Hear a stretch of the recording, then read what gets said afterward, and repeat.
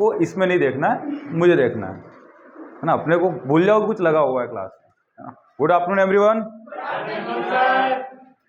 तो मध्य प्रदेश के बारे में मैंने कुछ चीज़ें आपको बोली थी, तो वो आपने पढ़ी होगी मेरे ख्याल से, है ना। देख क्या है मैप एमपी का, अच्छा लगा। हाँ, तो मध्य प्रदेश के बारे में अगर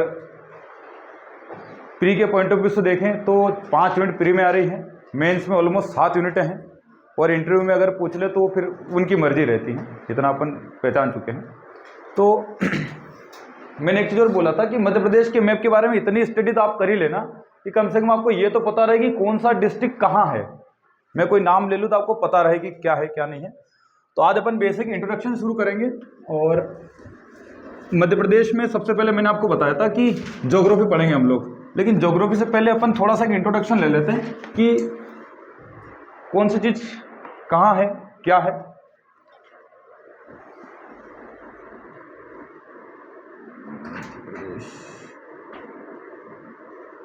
सुख का दाता शिव का ये संदेश है, मेरा मध्य प्रदेश। गा तो दिया, लिखा किसने पता है? किसने लिखा था ये? कुछ आइडिया है? मध्य प्रदेश गान जो अपन गाते हैं, ये किस राइटर, कौन राइटर है? महेश श्रीवास्तव करके व्यक्ति हैं, इन्होंने लिखा है। इनकी कुछ बुक्स भी एमपी को लेकर हैं, काफ़ी चर्चा में रही हैं। और गाने वाले कौन है? किसने गाया गाना है? किसने संगीतबद्ध किया? कुछ आइडिया है किसने गाया तो होगा? सुन तो सबने लिया। किसकी आवाज़ लगती है? मेल की आवाज़ है, फीमेल की तो नहीं, इतना तो पता है ना, सुना तो होगा। ये गाया शान, नाम सुना? शान सिंगर, तो शान ने गाया है। तो सिंगर कौन है? शान। लिखने वाले कौन है? महेश श्रीवास्तव। अब ठीक है, इतना तो पता होना ही चाहिए कम से कम। एक चीज़ तो मेरे ख्याल सबको पता है कि 1 नवंबर 1956 को मध्य प्रदेश का गठन हुआ। ये तारीख भी सबको पता है ना। अब बाकी अभी पॉलिटी पढ़ेंगे, जब मध्य प्रदेश का पॉलिटी पढ़ेंगे तो वहाँ बाकी चीज़ों पे डिस्कस करेंगे, सारी की चीज़ें क्या क्या है, कौन कौन सी हैं। अभी इस पर डिस्कस नहीं कर रहे कि इस तारीख को कितने जिले थे, कितने संभाग थे, फिर कौन सा डिस्ट्रीब्यूट हुआ, कहाँ गया, फिर छत्तीसगढ़ कब बना वो। लेकिन वर्तमान जो मध्य प्रदेश का स्वरूप आपको दिखता है, वर्तमान मध्य प्रदेश जो आपको दिख रहा है, ये 1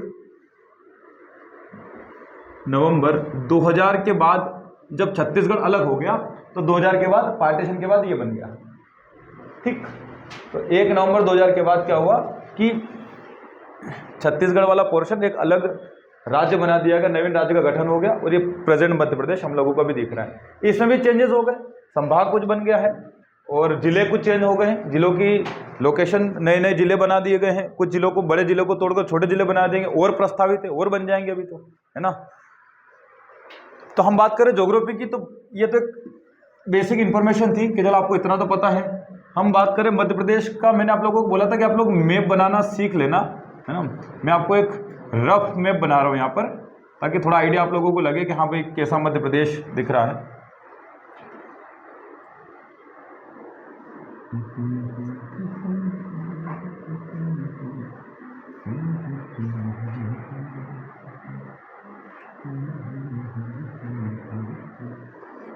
ये देखिए, ऐसा ही कुछ है मध्य प्रदेश। मैं बनाना आता है ना, सीख के देख, बना के बताओ देखिए कैसा बना रहे हो मध्य प्रदेश आप।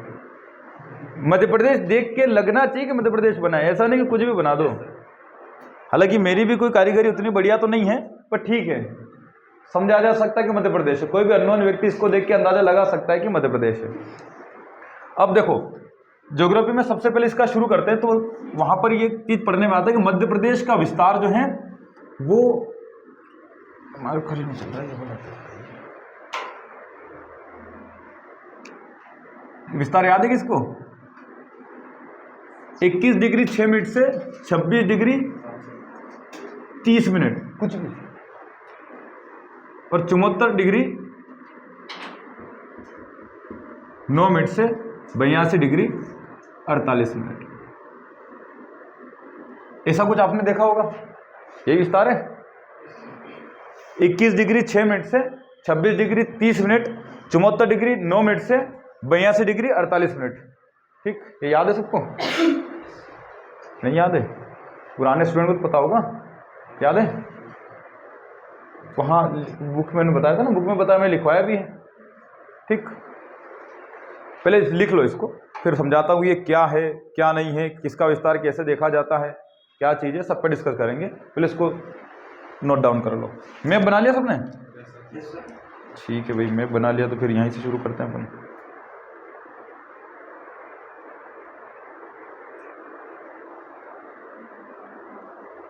अब इनके पीछे पे बार बार एक चीज पढ़ी होगी आपने, ठीक, कि ये उत्तरी अक्षांश है,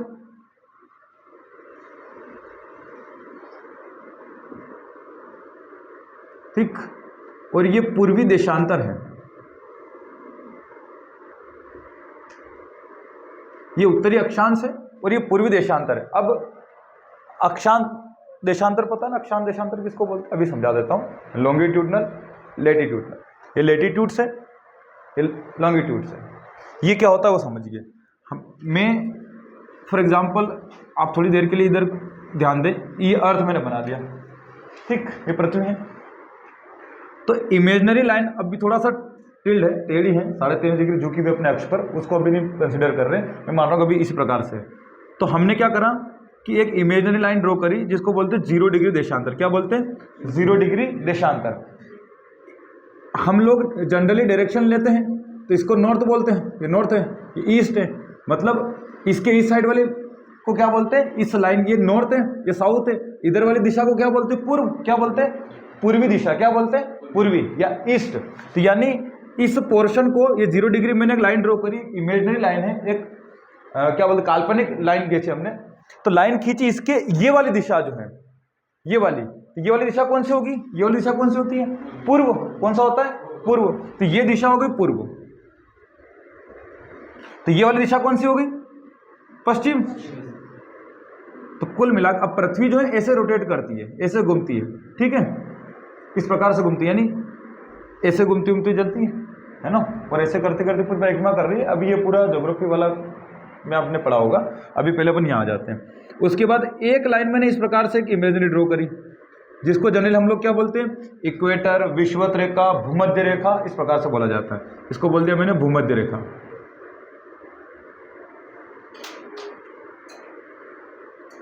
अगर मैं इसको 2 मिनट के लिए बोलूँ तो इससे ऊपर का पोर्शन कौन सा हो गया?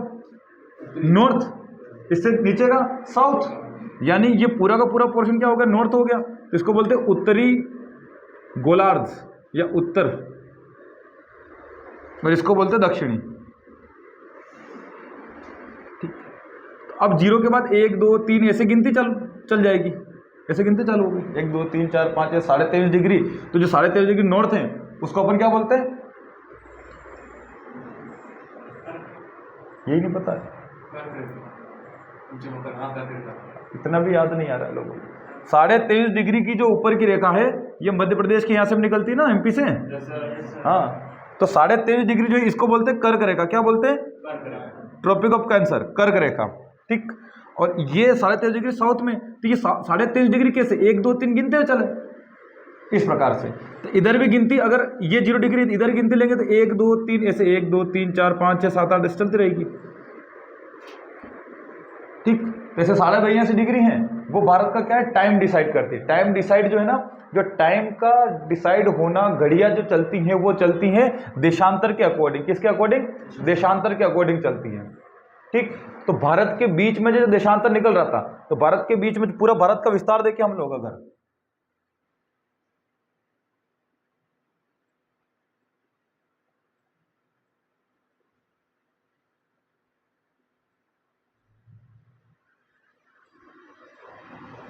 तो भारत के बीच में ये यहाँ से शुरू होकर यहाँ ऐसे चल रहा है देशांतर पूरा। तो 82.5 डिग्री ऐसे निकलती है हमारे यहाँ से, तो मध्य प्रदेश को भी टच करती है, वो थोड़ा ऊपर इधर से निकलती है, लेकिन ठीक है, उत्तर प्रदेश के इलाहाबाद के नैनी के यहाँ से होकर निकलती है, मध्य प्रदेश में भी आती है इस प्रकार से पूरी उसका।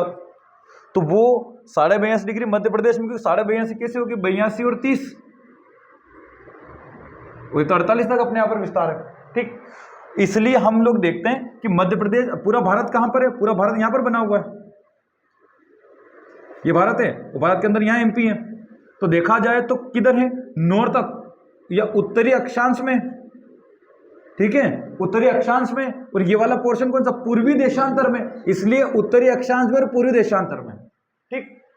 तो इसलिए 21 डिग्री 6 मिनट उत्तरी अक्षांश से लेकर 26 डिग्री 30 मिनट उत्तरी अक्षांश तक, 74 डिग्री 9 मिनट पूर्वी देशांतर से लेकर 82 डिग्री 48 मिनट पूर्वी देशांतर के बीच में मध्य प्रदेश की लोकेशन है, ठीक। कभी कभी ऐसे भी प्रश्न पूछ लेता, प्रीलिम्स से पूछ लेता है, नहीं तो मेंस में पूछ लेगा भारत का अक्षांश देशांतर विस्तार समझाई लिखी है, सिर्फ 2 नंबर वाले में आ गया। तो आपने अगर इतना भी पूरा लिख दिया कि इतने इतने अक्षांश से इतने इतने देशांतरों में इसका विस्तार है, आपको नंबर पूरे मिल जाएंगे, अगर कोई भी डिग्री में कहीं गलत नहीं करा आपने तो, ठीक। कोई इसमें कुछ बनाने की जरूरत भी नहीं पड़ेगी। यानी कि अगर मैं यहां से लेकर ये, तो ये चल रही लाइन है, ये ऐसे ऐसे, तो इनमें इसकी ये लोकेशन यहां से यहां तक समझा रहा हूं, बता रहा हूं। तो ये अगर देखें तो ये 21 डिग्री, सॉरी 21 डिग्री इधर से शुरू होगा, 21 डिग्री 6 मिनट से 26 डिग्री 30 मिनट, ठीक। और इधर देखें 74 डिग्री 9 मिनट से इधर 82 डिग्री 48 मिनट तक। ये इसका पूरा चारों तरफ का विस्तार है जो हम लोग देख रहे हैं।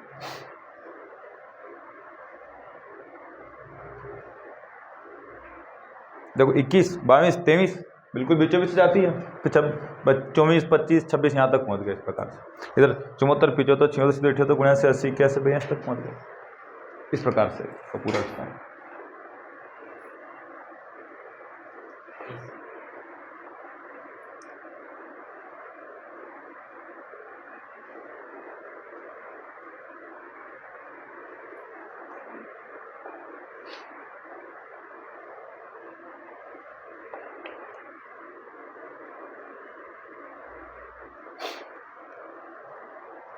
कुछ फैक्ट हम लोग देख लेते हैं। मेरे ख्याल से तो पता ही है कि मध्य प्रदेश की राजधानी कौन सी है। बहुत बढ़िया, चलो इतना तो पता है कम से कम। देखो राजधानी पहले से ही अपनी भोपाल है। 1972 में एक अलग से सीहोर के अंदर ही आता था, बाद में जिला बना भोपाल, 72 में बन रहा है, ठीक। एक प्रकार से प्रशासनिक राजधानी जो मेन अपनी राजधानी बोले वो कौन सी है, भोपाल है। आर्थिक राजधानी कौन सी अपनी, इकोनॉमिक कैपिटल कौन सी अपनी भाई मध्य प्रदेश की, इंदौर। खेल से छोड़, ग्रीष्मकालीन राजधानी बताओ। नहीं पचमढ़ी याद है जैसा।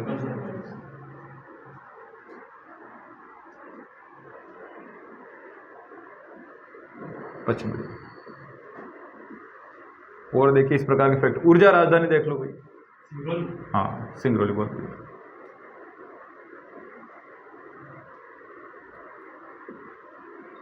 सिंगरौली ऊर्जा राजधानी कौन सी है, सिंगरौली।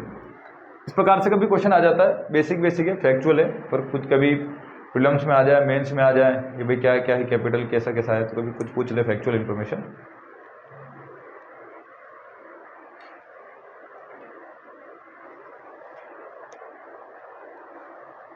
और कौन कौन सी राजधानी, मध्य प्रदेश की संस्कार राजधानी या संस्कार राजधानी जबलपुर।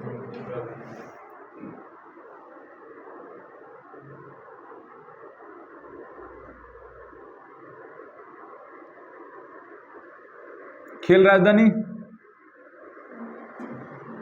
इंदौर। संगीत राजधानी देख लो भाई, संगीत घराना कौन सा फेमस है, मेहर, मेहर घराना।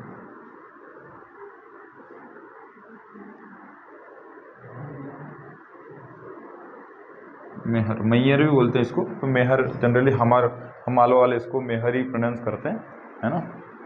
बाकी बुंदेलखंड वगैरह अलग अलग क्षेत्र में अलग अलग तरीके से उच्चारण भी करते हैं। मेहर सतना से खुद ही जिला बन गया अब तो, पहले सतना में पड़ता था, अब तो खुद ही जिला बन गया मेहर, है ना। अभी पिछले साल ही जिलों में चेंजेस हुए, उसी में परिवर्तन हुआ है। हाँ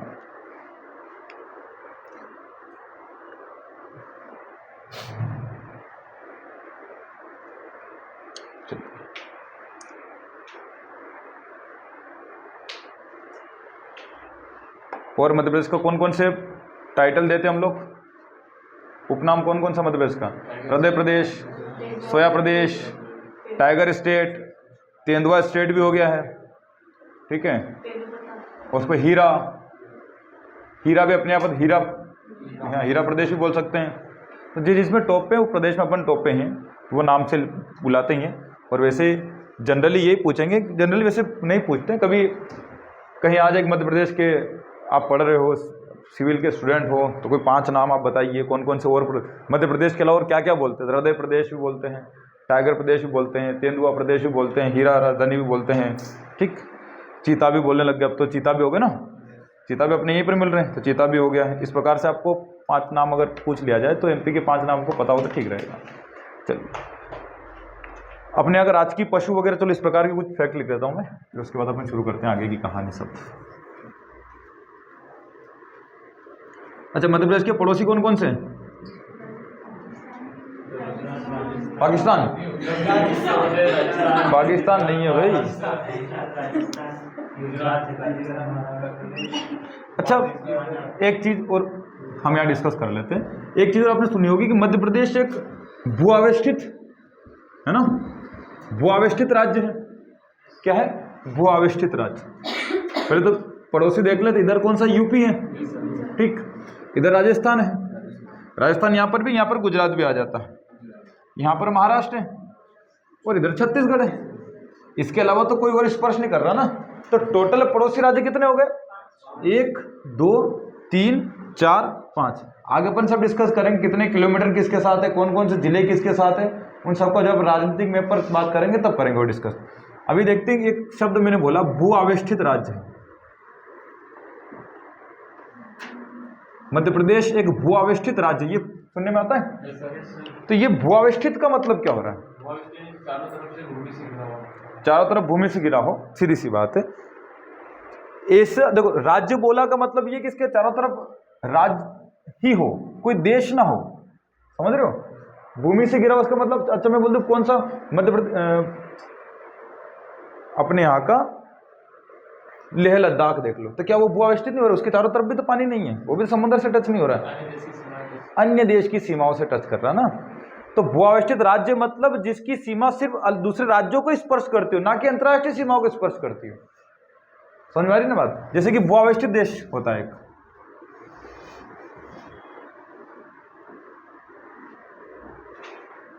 या लैंड लॉक्ड भी बोलते हैं, इंग्लिश में क्या बोलते हैं? लैंड लॉक्ड स्टेट या लैंड लॉक्ड कंट्री।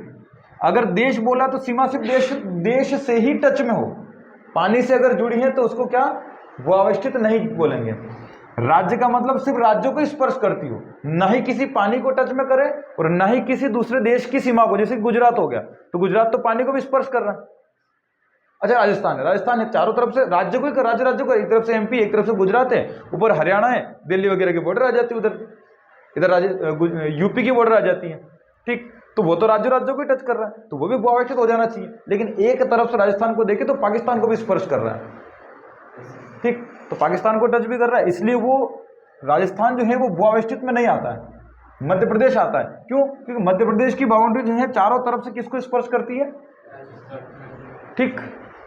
तो आप लोग मुझे दुनिया के मैप पे कल ये बताओगे कि दुनिया का मैप लगभग लगा होगा आपके पास, तो दुनिया के मैप पे कल ये समझना कि दुनिया का सबसे बड़ा भूआवेष्टित देश कौन सा है। ऐसा देश जो चारों तरफ से देश से जुड़ा हो। अपने एशिया में मिल जाएगा, ज़्यादा के ढूंढने की जरूरत नहीं है। एशिया में ऐसा देश आपको मिल जाएगा जो सबसे बड़ा भूआवेष्टित है। एशिया में बहुत सारे मिलेंगे आपको, और यूरोप में बहुत सारे मिलेंगे आपको। दुनिया का सबसे बड़ा भूआवेष्टित देश मुझे बताना आप लोग मैप पे। इसी बहाने, वो इसलिए बोल रहा हूँ, कम से कम इसी बहाने मैप देखोगे आप, है ना। देखना कौन सा मिल रहा है आप लोगों को, थोड़ा देखना इधर अजरबैजान, उज्बेकिस्तान, कजाकिस्तान, है ना, जितने भी कब्रिस्तान इधर ही ढूंढना, शायद कहीं मिल जाए, है ना। तो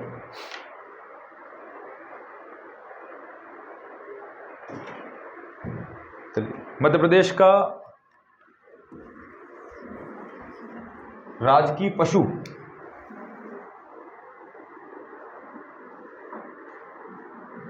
कौन है भाई? बाघ, बाघ तो भारत का भी नहीं है, हद हो गई है तो। हाँ, भारत का भी बब्बर शेर है। हाँ, अरे पता ही नहीं है। देखो,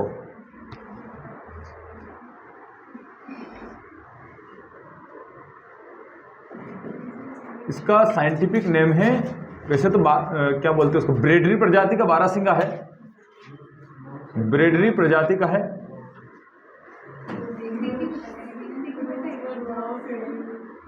और इसका नाम है रुसवर्स डुआ उसेली। इसका साइंटिफिक नेम क्या है? रुसवर्स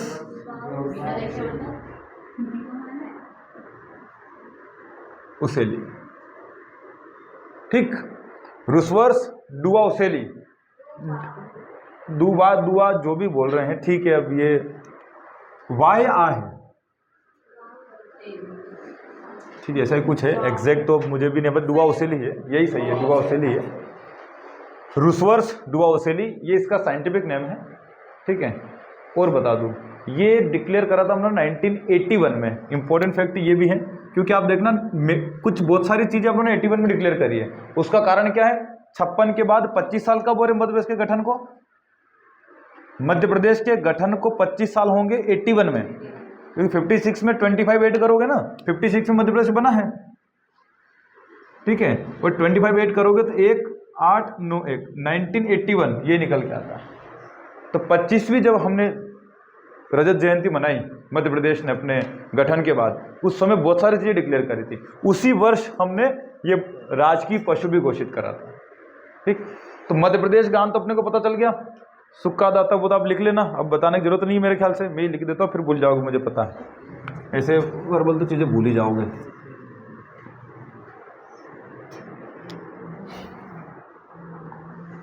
मध्य प्रदेश गान की बात करें तो सुख का दाता, ठीक है। अब ठीक है, आगे पूरा देख लेना। इसके लेखक जो है वो है महेश श्रीवास्तव।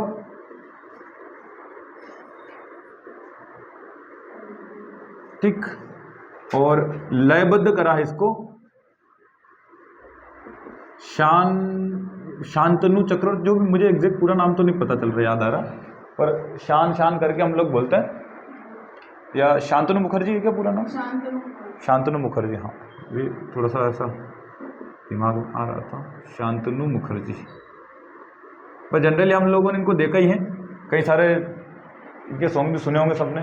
ठीक, और ये कब डिक्लेयर किया गया? इसको डिक्लेयर करा 2013 में। 2000 एक सेकेंड गिनने का ना, 2011, इसको 2011 में डिक्लेयर करा, क्योंकि 13 में मलखम्ब अपने अडॉप्ट करा था, 2011 में।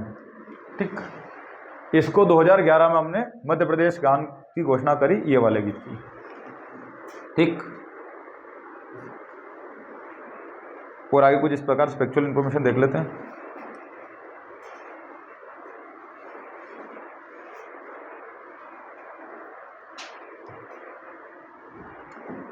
और क्या बचा, इसको रख पढ़ थोड़ा सा।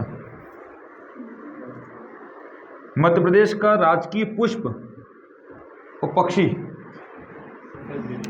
राजकीय पुष्प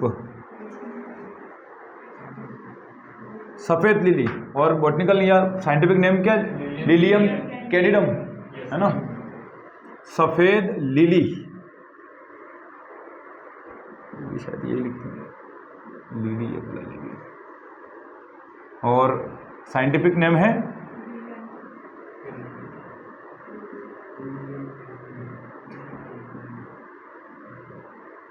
कैंडिडम। राजकीय क्या बचा अब? राजकीय पुष्प हो गया। राजकीय पक्षी दूधराज, या जिसको पैराडाइज फ्लाई कैचर भी बोलते हैं। ठीक है, तो दूधराज, और क्या बोलते हैं? पैराडाइज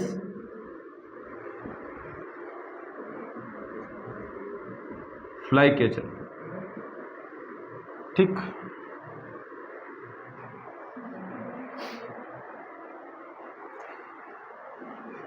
राजकीय नृत्य, नृत्य कौन सा है, जल्दी बताओ। नाच, नाट्य। आप लोग ये तो मान लो, आप लोग ये दिमाग में रखें कि नाट्य किसको बोलते हैं और नृत्य किसको बोलते हैं। नृत्य का मतलब क्या, नाच के दिखाऊं? नृत्य में नाचना पड़ता है। नाटक के हो सकता है कि नाटक के बीच में कहीं डांस आ जाए, वो बात अलग है, कहीं नृत्य आ सकता है, कोई फोक डांस आ सकता है, लेकिन नाटक में मेन काम जो है वो नाटक किया जाता है, ठीक है। तो नृत्य जो है वो तो राई है, किधर का है ये, मेन किधर में देखो, बुंदेलखंड और थोड़ा थोड़ा बघेलखंड में भी मिलता है, ठीक। और राजकीय नाट्य की बात करें, नाटक जिसको बोलते हैं, ये माच है, माच बना मंच से, मेनली उज्जैन में अपने मालवा का मेन है ये, ठीक।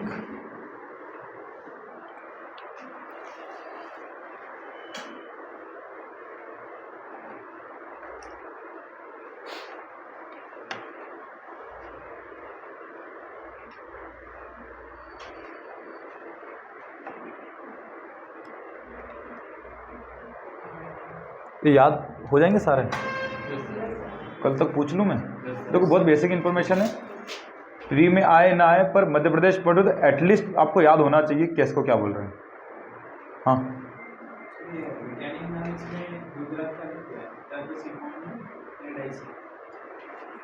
हाँ पैराडाइज अलग अलग, फ्लाई कैचर भी बोलते हैं, हाँ एक और नाम है टर्फ सिफोनी भी बोलते हैं, उससे बोल रहे हैं।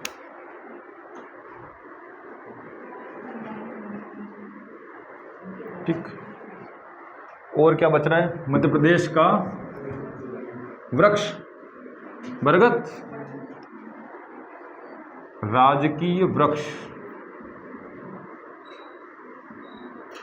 तो क्या है, बरगद। और फाइकस बैंगलेंसिस ऐसा कुछ इनका नाम है, हाँ फाइकस बैंगलेंसिस एग्जैक्ट इसका साइंटिफिक नाम है, फाइकस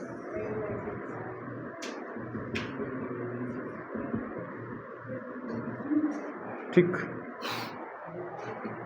अब ये तो बताने की जरूरत नहीं कि बरगद कैसा होता है ना, बरगद तो सबको पता है। राजकीय मछली या महाशीर,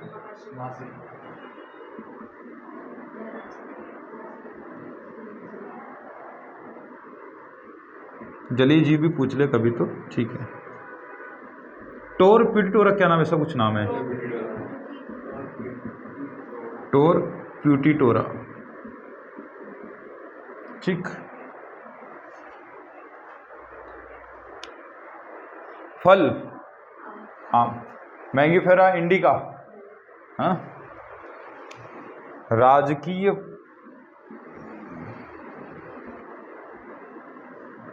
फल,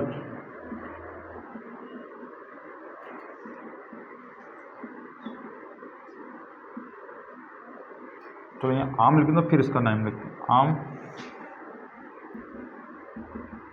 एक तो ये नाम इसलिए ऐसे होते हैं, देखो मेरा ख्याल, मेरा तो बोटनी रहा नहीं कभी, आप में से किसी रहा बोटनी कभी, कोई सब्जेक्ट या साइंटिफिक टाइप की इस प्रकार की चीज़ें, उसमें आते हैं ऐसे नाम ज़्यादातर, हमारे काम के है नहीं, वैसे सिलेबस में भी नहीं है इस प्रकार का कुछ पढ़ना, बस ये इसलिए काम का है कि कभी प्री में पूछ ले तो, या मेंस में कोई नाम आ गया तो वहाँ पे लिखने में ठीक रहता है, 2 से 3 बातें लिखनी होती किसी चीज़ के बारे में, तो वहाँ हेल्प करता है। बाकी तो प्री में आ जाए कभी तो, इंट्रोडक्शन से कभी क्वेश्चन तो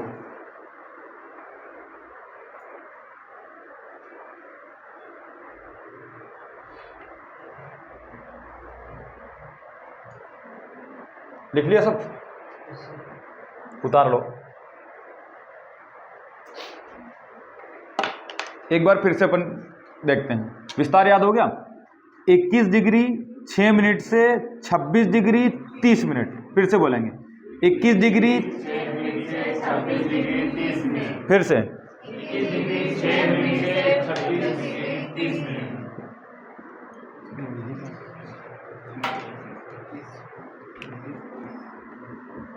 जितना पढ़ा उसको रिवाइंड करेंगे। 21 डिग्री 6 मिनट से 26 डिग्री 30 मिनट कौन सा है, उत्तरी अक्षांश। 74 डिग्री 9 मिनट से 82 डिग्री 48 मिनट कौन सा है, पूर्वी देशांतर। याद रहेगा ये, इनमें ध्यान रखना, यहाँ गलतियां हो जाती फिर बोल रहा हूं मैं। ये क्लियर होगा कि अक्षांश देशांतर उत्तरी पूर्वी क्यों हो रहा है, तो ये बता दिया मैंने। ये दोनों ही उत्तरी, ये भी उत्तरी ये भी उत्तरी, ये पूर्वी है तो ये भी पूर्वी ही है ना। वो कभी भी कंफ्यूज करके बोलते इसके नीचे लिख देंगे उत्तर, इसके पीछे लिखेंगे दक्षिणी, 4 ऑप्शन बनाते हैं ना, वो कंफ्यूज करते हैं। इसके पीछे पूर्व लिख दिया, इसके पीछे कुछ और लिख दिया, कुछ और चेंज करके। लेकिन अपने को ध्यान रखना है कि ये भी 74 डिग्री 9 मिनट पूर्वी देशांतर से, तो पूर्वी देशांतर से 82 डिग्री 48 मिनट पूर्वी देशांतर, दोनों पूर्वी देशांतर, इसलिए मैंने दोनों को कॉमन ही लिखा है।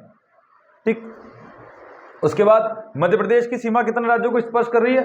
5 राज्य। कौन कौन से? इधर चलेंगे, यूपी, राजस्थान, महाराष्ट्र, गुजरात, महाराष्ट्र, छत्तीसगढ़। ठीक, उसके बाद अपनों ने क्या देखा था? मध्य प्रदेश का राजकीय राजधानी टाइप देखी थी ना, राजधानी। तो आर्थिक राजधानी, प्रशासनिक राजधानी भोपाल, खेल राजधानी इंदौर, संस्कार राजधानी जबलपुर।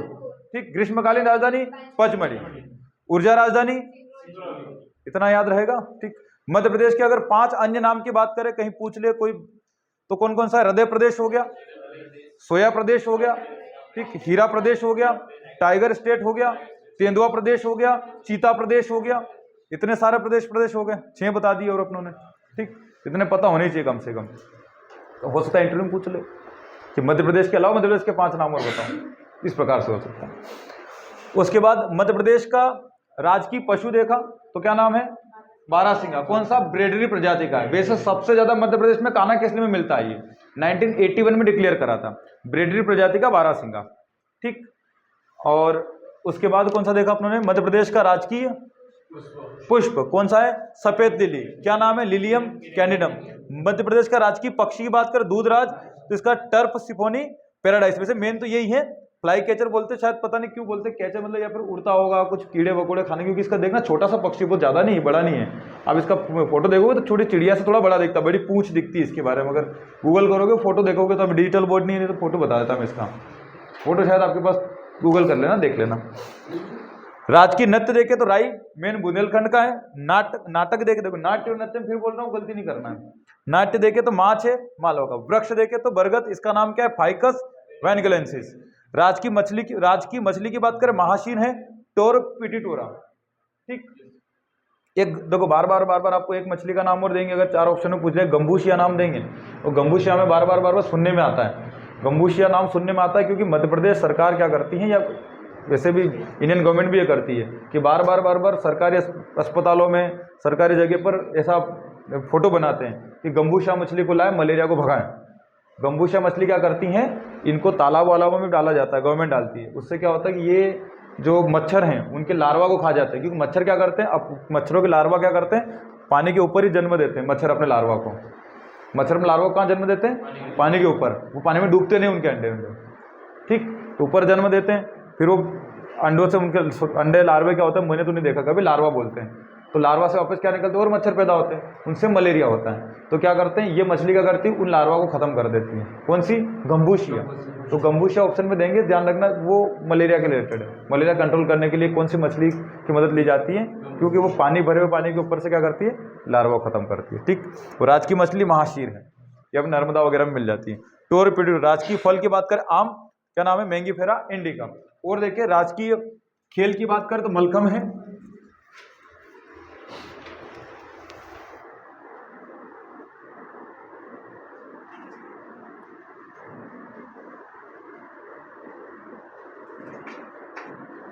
मेनली मलखम में देखो उज्जैन फेमस है, 2013 से इसको अपनों ने अडॉप्ट करा है, और उज्जैन थोड़ा प्रसिद्ध है मलखम के लिए सबसे ज़्यादा यहीं पर। और इसके लिए एक पुरस्कार भी अपनों ने स्टार्ट किया था, प्रभा जोशी पुरस्कार भी यूपी गवर्नमेंट स्टार्ट कर चुका है, मलखम को स्पेशल टारगेट करते हुए। और कुछ इस प्रकार की फैक्चुअल इन्फॉर्मेशन मेरे ख्याल से कुछ बची नहीं है। रात की फसल सोयाबीन।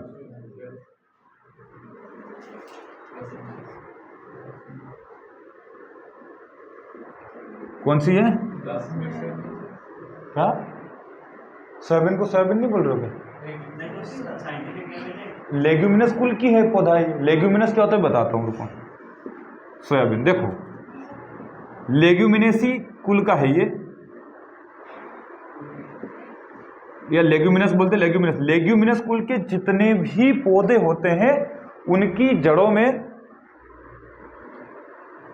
मटर हो गया, उनकी जड़ों में आप देखना इस प्रकार से राइजोबियम की थोड़ी सी गठलियाँ जैसी या कुछ आपको गठाने दिखती है बड़ी बड़ी, जिनको बोलते हैं। ये क्या काम करते हैं?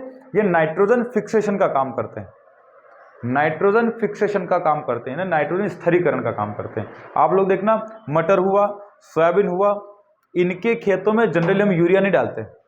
देखा कभी आपने कि सोयाबीन में यूरिया डाल रहे हैं? वो तो कभी कभार व्यक्ति खेत ज़्यादा ही डाउन जा रहा हो तो डाल देता है थोड़ा बहुत हल्का फुल्का, नहीं तो आप देखा लगभग हम मालवा के, तो मालवा में देखा वो खेतों में देखते हैं तो मक्का को डालते हैं। खेत के में मक्का अगर वो रखा है तो मक्का को डालते हैं, क्योंकि मक्का लेग्यूमिनस कुल का नहीं है। तो मक्का क्यों? अच्छा, यूरिया क्यों डाल रहे हैं? यूरिया में 46%, यूरिया में कितना? यूरिया में 46%। ये भी क्वेश्चन कई सारे बार आ जाता है एग्जामों में। यूरिया में 46% क्या होता है? नाइट्रोजन होता है। यूरिया खाद जो लेकर आता है ना, उसमें 46% नाइट्रोजन होता है। इसलिए हम क्या करते हैं कि ऐसे खेत जहां पर लेग्यूमिनस कुल का कोई चीज नहीं उगाई गई है, उस खेत को क्या देते हैं? यूरिया देते हैं। क्यों? क्योंकि वो नाइट्रोजन को, पौधों के वृद्धि के लिए नाइट्रोजन बहुत ज़्यादा जरूरी होता है। तो ऑटोमेटिक क्या है, ऐसे जो लेग्यूमिनस कुल के हैं पौधे, वो ऑटोमेटिक वातावरण में 78%, 78 पॉइंट में कुछ है, इतना % नाइट्रोजन है, तो वहाँ से लेकर नाइट्रेट में कन्वर्ट करके उसको अपने यूज में ले लेते हैं, तो उनको जरूरत नहीं रहती है। लेकिन बाकी पौधों में ऐसी ताकत नहीं रहती कि वो उस उस नाइट्रोजन को वातावरण से ले पाए। इसलिए हम क्या करते हैं?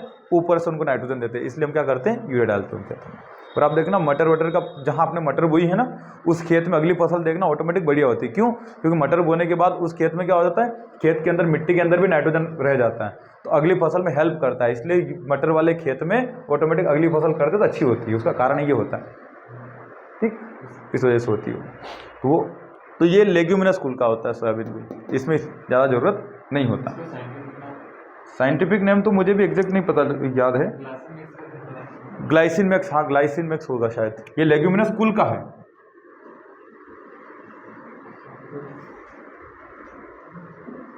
ग्लाइसिन मैक्स,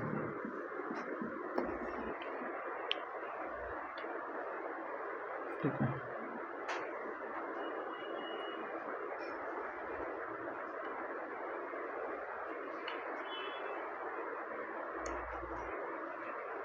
उतार लो इनको।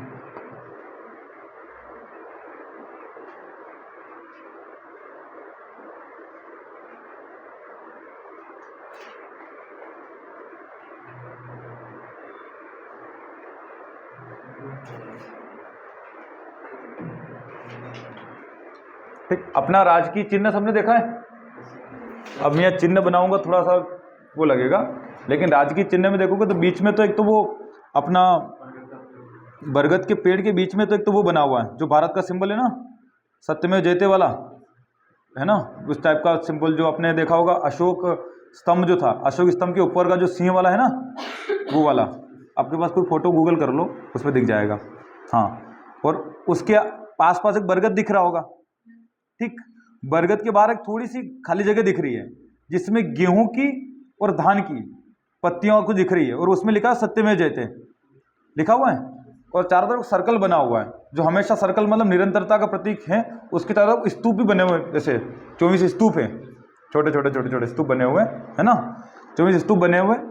और ये सर्कल जो है ये हमारी तरक्की का, विकास का प्रतीक बोलते हैं हम लोग इसको, ठीक। कभी ऐसा क्वेश्चन आ जाए कि कौन कौन सी चीज़ इंक्लूड है, तो गेहूं की बालियां दिख जाती हैं, पत्तियां होती हैं, धान की बालियां और पत्तियां दिख जाती हैं, ठीक। बरगद का पेड़ दिख रहा है, सत्यमेव जयते लिखा हुआ दिख रहा है, और क्या दिख रहा है, तो 24 स्तूप बने हुए दिख रहे हैं, ठीक।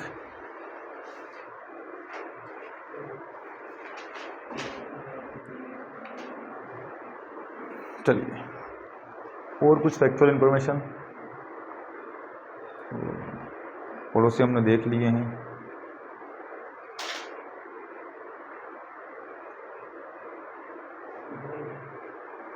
अच्छा, मध्य प्रदेश में एक चीज़ और देख लो आप लोग, जो मैप बनाया था मैंने, उसमें सबसे उत्तर में एक जिला दिख रहा होगा। सबसे उत्तरी जिला कौन कौन सा है मध्य प्रदेश का? इस प्रकार से लिख लो, उत्तरी जिला कौन कौन सा है? मुरैना है। श्योपुर थोड़ा सा नीचे है ना। इधर पूर्वी देखिए तो सिंगरौली है, इधर देखिए तो अलीराजपुर है सबसे पश्चिमी, और सबसे दक्षिणी बात करें तो बुरहानपुर है, और जो 82.5 डिग्री मैंने आपको बोला था वो सिंगरौली से होकर निकलती है, सिर्फ अपने मध्य प्रदेश के एक ही जिले को टच करती है बस। वो 82.5 डिग्री किसको स्पर्श करके निकलती है? सिंगरौली से निकलती है बस।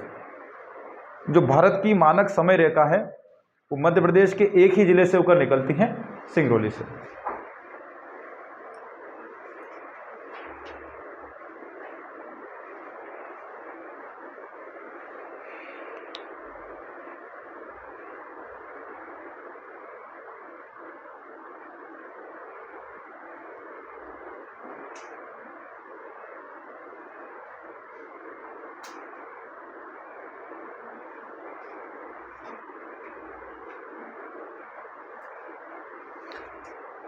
और आगे चलते हैं।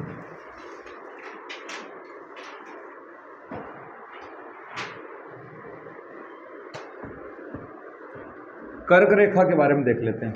देखो, दो रेखाओं की बात करी थी, एक तो भूमध्य रेखा तो एमपी में आ ही नहीं रही है, ठीक, 0 डिग्री ये भी नहीं आ रही है, दोनों 0 डिग्री नहीं आ रही है। लेकिन भारत का जो IST है, इंडिया स्टैंडर्ड टाइम जो है, वो 82.5 डिग्री को माना गया हमने। अब मैं IST क्या होता है, GMT क्या होता है, उसको समझा दूंगा भले। तो ये 82.5 डिग्री भारत की सेंट्रल लाइन मान के हमने भारत का टाइम डिसाइड कर दिया, इसके अकॉर्डिंग अपनी घड़ी बना दी, ठीक, 82.5 डिग्री को। तो मध्य प्रदेश के सिंगरौली से निकल रही है, एक ही जिले से निकलती है। लेकिन 23.5 डिग्री हमने ऊपर वाले इस लाइन को देखा, 23.5 डिग्री, जिसको हम लोग क्या बोलते हैं, कर्क रेखा बोलते हैं। तो कर्क रेखा भारत, अब भारत में डिस्कस नहीं कर रहे, MP के जिलों की बात करें। भारत के तो इधर से राजस्थान से निकल जाती है, तो उधर मिजोरम से होकर निकलती है पूरी की पूरी, ठीक। मध्य प्रदेश, भारत इससे मध्य प्रदेश के बीच में से भी निकलेगी। तो जब मध्य प्रदेश के बीच से निकलती है तो मध्य प्रदेश के 14 जिलों के अंदर से निकलती है। कितने जिलों से? तो मध्य प्रदेश के 14 जिले कौन कौन से? कभी ये क्वेश्चन आ जाता है कि मध्य प्रदेश के किस जिले से नहीं निकलती, किस से नहीं निकलती हैं, तो आपको इन 14 जिलों के नाम एग्जैक्ट पता होना चाहिए। सबसे इंपॉर्टेंट चीज ये है, मध्य प्रदेश के जो 14 जिलों से होकर निकल रही हैं, उन 14 जिलों के नाम आप लोगों को पता होना चाहिए, ठीक। यहाँ से कभी क्वेश्चन आ जाते हैं कौन सा जिला है, कौन सा जिला शामिल नहीं है। एक तो रतलाम, उज्जैन, आगर, राजगढ़, सीहोर, भोपाल, विदिशा और रायसेन, सागर, दमोह, कटनी, उमरिया और शहडोल। देखो, इधर से निकालेंगे इसको, तो इधर से जाते थे रतलाम से उज्जैन, MP में इधर से अपन देखते हैं ना, रतलाम, उज्जैन, फिर आगर आएगा, फिर सीहोर, विदिशा, भोपाल, फिर रायसेन, बीच में कोई रहेगा, राजगढ़ रहेगा, राजगढ़ भी आएगा, राजगढ़, रायसेन कितने हो गए, 1 2 3 4 5 6 7 8, सागर, फिर दमोह भी जाएगी, फिर जबलपुर भी थोड़ा सा स्पर्श होगा, फिर कटनी, फिर उमरिया और शहडोल। काम करता हूँ, नेक्स्ट लेक्चर में पूरा मैप पे बता देता हूँ। जैसे मैप पे भी देखोगे ना आप लोग, इस प्रकार ये सीक्वेंस ही है लगभग, बस यहाँ थोड़े से सीहोर, विदिशा ये ऊपर नीचे है, मतलब भोपाल बीच में आ रहा है, रायसेन थोड़ा नीचे, राजगढ़ ऊपर दिख जाएगा, विदिशा थोड़ा इधर दिख जाएगा, सीहोर थोड़ा नीचे दिख जाएगा, ऊपर नीचे दिख जाएंगे आप लोगों को, बस ये होगा और कुछ नहीं है।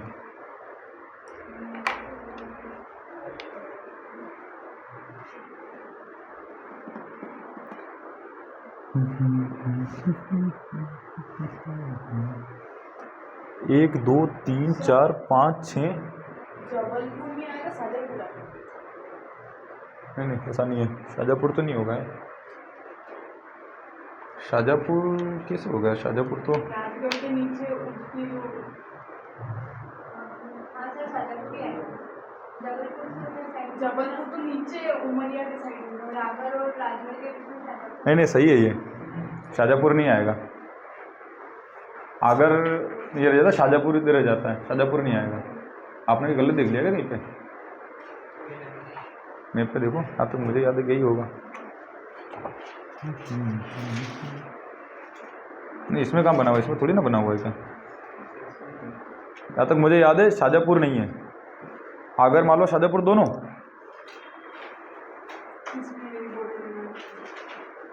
अरे उस पर बने हुए से क्या हो रहा है यार, कुछ भी बना हुआ इसमें तो किताब में गलत छप गया होगा। तो ये तो आपने बना रखा हाथ से, तो हाथ से तो गलत हो सकता है ना। शाहजहाँपुर में थोड़ी ना जा रही है वो, आगर से जा रही है। तो शाहजहाँपुर से आगर अलग हुआ है ना, शाहजहाँपुर से तो आगर हुआ है, आगर बना शाहजहाँपुर से ही है, शाहजहाँपुर से आगर बना हुआ है, ठीक है। आगर होगा वो, शाहजहाँपुर नहीं होगा, जहाँ तो मुझे याद है आगर ही है वो, दोनों से नहीं है। शाहजहाँपुर नीचे रह गया, क्योंकि जो शाहजहाँपुर बना था ना पूरा ऐसा जिला इस प्रकार से बना हुआ है ये। और इधर शाहजहाँपुर के बाद इधर सीहोर है, इधर भोपाल है इसके पास में, इधर ये है, ये यहाँ तक आ रहा था, इसको कट कर दिया और इसको आगर बना दिया, शाहजहाँपुर नीचे रह गया है, ठीक है। और चेक कर लेंगे इसको, पर जहाँ तक मुझे याद है ये सही ही है, रतलाम उज्जैन आगर, हाँ सही आगर सही है, मैं बोल रहा हूँ शाहजहाँपुर नहीं जाएगी, श्योर बोल रहा हूँ, ठीक। सीहोर, विदिशा, भोपाल, राजगढ़, और सीहोर भोपाल इससे पहले ही राजगढ़ आएगा, आगर के बाद राजगढ़ में जाएगी, राजगढ़ पास में इधर, सीहोर से पहले इधर राजगढ़ आएगा ऊपर की तरफ, सीहोर, विदिशा, भोपाल, फिर ऐसे नीचे तरफ आएगा भी सागर, दमोह, जबलपुर थोड़ा नीचे, कटनी थोड़ा सा ऊपर की साइड रहेगा, उमरिया साइड। और जबलपुर तो मुझे पता है, फोन आया था मेरे को। चलिए ठीक है, आगे कल कंटिन्यू करते हैं, आज के लिए यहीं तक रखते हैं।